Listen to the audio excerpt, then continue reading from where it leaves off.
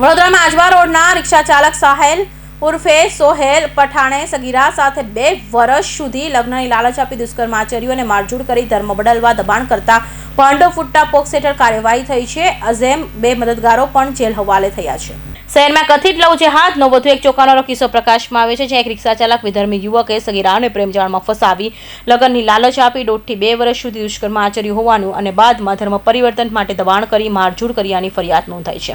આ ઘટનામાં પોલીસે મુખ્ય આરોપી સહિત 3 વિધર્મી યુવકની ધરપકડ કરી પોક્સ એક્ટ હેઠળ કાર્યવાહી હાથ ધરી છે.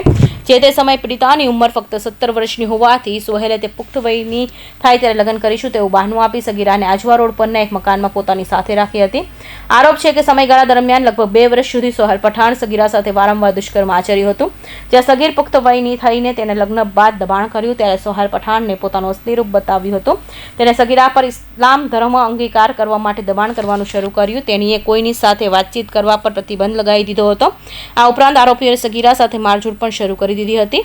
વાત કરું તો બી મને મારે, ઘરની બહાર નીકળું તો બી મને મારે, કોઈનો ફોનમાં મેસેજ આવી જાય તો બી મને મારે, આમ નશા કરીને આવે રોજે ઘરે, મને બી જબરજસ્તી નશો કરાવતો હતો.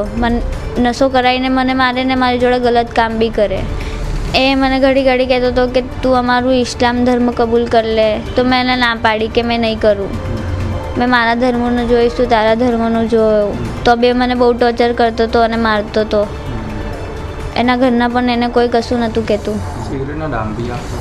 હા, મને મારી જ્યારે છેલ્લી વાર ત્યારે મને છે ને દંડાથી મને મારી હતી. મને સિગરેટનો એને ડામ આપ્યો.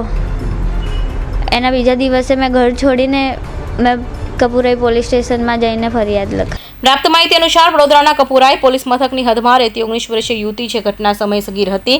આજે લગભગ 2 વર્ષ પૂર્વ આજવા રોડ પર રહેતા અને રિક્ષા ચાલકતા સોહેલ ઉર્ફે સોહેલ પઠાણના સંપર્કમાં આવી હતી. શરૂઆતમાં બંને વચ્ચે મોબાઈલ નંબરની આપ-લે થઈ હતી.